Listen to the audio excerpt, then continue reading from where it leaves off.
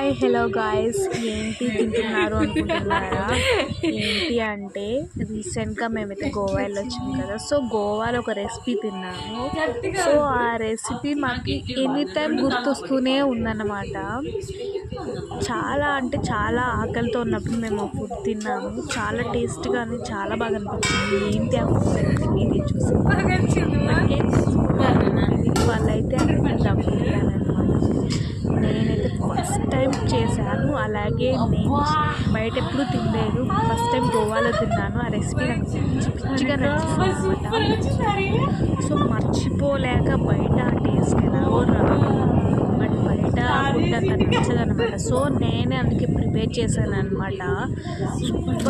సూపర్గా వచ్చిందనమాట. నేను చేశానని అలా చెప్పను, కానీ మా సిస్టర్ మా అక్క వాళ్ళు కూడా ఆ రెసిపీ చాలా బాగా కుదిరింది, చాలా బాగా వచ్చింది అంటున్నారు చూడండి. ఇంకా రెసిపీ అయితే నేనైతే సర్వ్ చేసుకొనేసి ఒక నిమ్మపండు, ఇంకా అలాగే కొన్ని ఆనియన్స్, ఇంకా టేస్ట్ అయితే చేసేసాను అనమాట. సూపర్గా ఉంది. తర్వాత ఒక ముద్ద మా అక్కకి అలాగే మా మమ్మీకి నేనైతే పెట్టేసి తర్వాత మేమైతే మొత్తం కానిచ్చేసామన్నమాట. టేస్ట్ విషయంలో మాత్రం సూపర్గా ఉంది.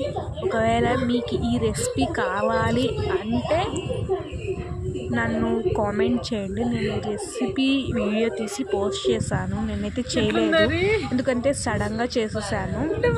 బట్ చేసిన తర్వాత ఎలా వచ్చింది ఏంటి అనేది జస్ట్ షార్ట్ మాత్రం తీశాను. చాలా బాగా కుదిరిందనమాట. మీరు కూడా ఎవరైనా బయట ఫుడ్ కంటే ఇంట్లో ఫుడ్డే ప్రిపేర్ చేసుకొని చాలా చక్కగా తినండి, అలాగే ఫుల్గా కూడా తినొచ్చు అనమాట. ఫైనల్గా దమ్ బిర్యానీ అయితే నేనైతే నేర్చుకున్నాను. నార్మల్ బిర్యానీ కూడా రాదనమాట నా చేత.